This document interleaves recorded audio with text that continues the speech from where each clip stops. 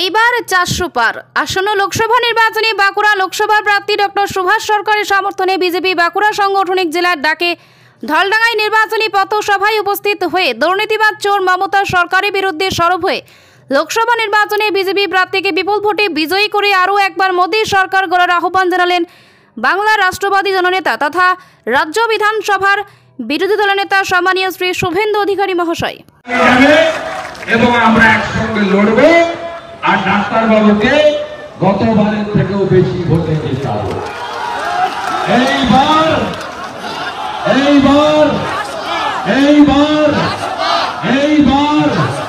25শে মে আসছে দিন, ভোটার দ্বীপে ভোট দিন, ভোটার দ্বীপে ভোট দিন, মোদীজিকে প্রধানমন্ত্রী করতে ভোট দিন।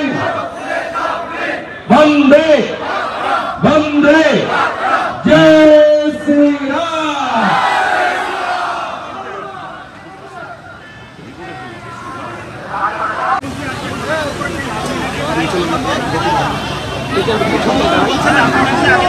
আমার নাম করে বলেছে, নাম না, যেদিন নাম করে বলবেন প্রশ্ন করবো উত্তর দেব।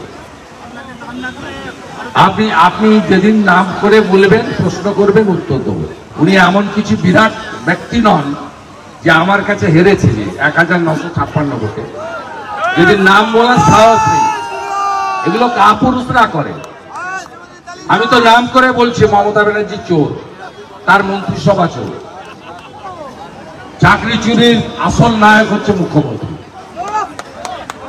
এই কয়লা চক্রবর্তীদের সৃষ্টিকর্তা হচ্ছে মমতা ব্যানার্জি। এই ইউনিভার্সিটিতে সব চাকরি বেঁচেছে, অরূপ খার বান্ধবীকে ঢুকিয়েছে, পাড়ায় পাড়ায় চাকরি বেচা হয়েছে। এখানে বিনয় মিশ্র এসে বস্তা বস্তা টাকা তুলে নিয়ে গেছে, সামনে পিছনে পুলিশ দিয়ে। যেদিন নাম করে বলবেন উত্তর আমি দিব। এটা জনজাতিদের অপমান করা। উনি তো ভোট দেননি, ট্রাইবাল ক্যান্ডিডেট ছিল বলে উনি ভোট দেননি। উনি যশবন্ত সিনহাকে ভোট দিয়েছিলেন। উনার খুব কষ্ট যে উড়িষ্যার একটা প্রান্তিক গ্রামের গরিব বাড়ির মেয়ে, একটা জনজাতি ট্রাইবাল, তিনি আজকে ভারতবর্ষের রাষ্ট্রপতি, আর উনার প্রধানমন্ত্রী হওয়া কোনোদিনই আর হলো না। ইন্ডি চোটের পিন্ডি চটকে গেছে। এই দুঃখ থেকে, যন্ত্রণা থেকে তার অভিব্যক্তি উনার মধুর বচনে বেরিয়ে আসছে।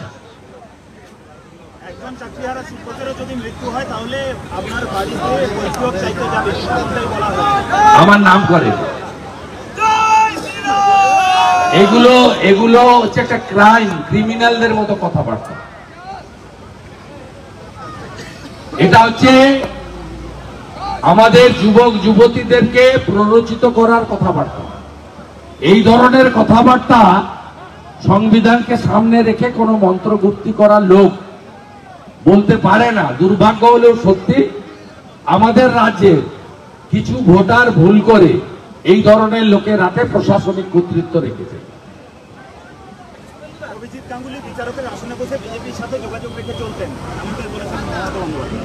বিজেপি কি নিষিদ্ধ দল নাকি? আর উনি মুখ্যমন্ত্রী চেয়ারে বসে নিষিদ্ধ সংগঠনগুলোর সঙ্গে যোগাযোগ রাখেন। উনি রোহিঙ্গাদের বাংলাদেশ থেকে এনে পশ্চিমবঙ্গে বসান।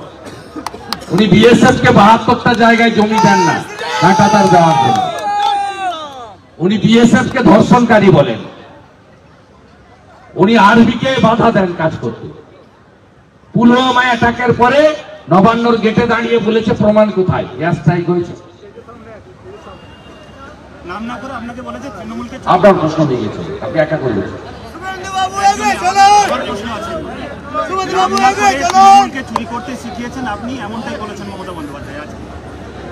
আমার পা ধরেছিলেন কেন?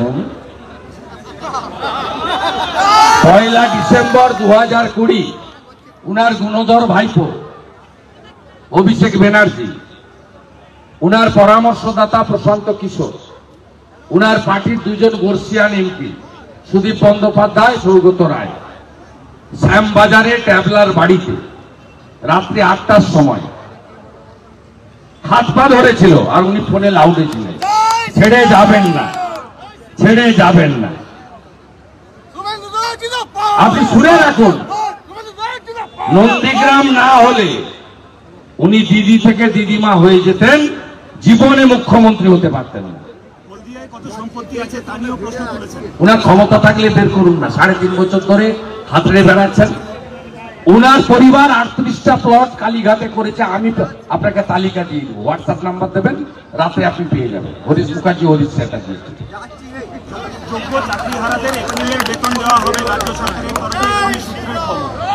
উনাদের কাছে টাকা আছে, দিন। আমরা তো বারবার বলছি যোগ্য এবং অযোগ্য বাছাই করুক কোর্ট। যোগ্যরা বিপদে পড়েছে মমতা ব্যানার্জির জন্য, এসএসসি যোগ্যদের তালিকা না দেওয়ার কারণে। ক্লিয়ার? আর তৃণমূলের অনেক টাকা আছে, ডিআর লটারি দিয়েছে 600 কোটি। আর সঞ্জীব গোয়েঙ্কা 8 টাকা ইউনিটে ইলেকট্রিক নেন, তিনি দিয়েছেন 400 কোটি টাকা। অতএব তৃণমূল টাকাগুলো বদরক্তগুলো বেরিয়ে যাওয়া ভালো।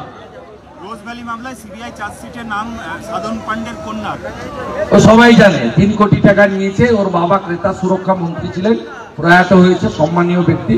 ক্রেতা সুরক্ষা দপ্তর থেকে রোজবালির বিরুদ্ধে মামলা করে, ক্রেতা সুরক্ষা দপ্তর থেকে চাপ দিয়ে ব্ল্যাকমেলিং করে ইন্টেরিয়ার ডেকোরেটরের যত কাজ রোজভ্যালির অফিসগুলোতে এই ম্যাডাম পান্ডে করেছিলেন। তার এক্সচেঞ্জ অফ থিং 3 কোটি টাকা রোজভ্যালি নিয়ে, সবাই জানে। আপনার এখানে যে অরূপ চক্রবর্তী, এও চিট ফান্ডের সঙ্গে যুক্ত, একাধিক চিট ফান্ডের সঙ্গে যুক্ত। আমার কাছে কাগজ, যে কোনো সময় ভুবনেশ্বর যেতে হতে পারে।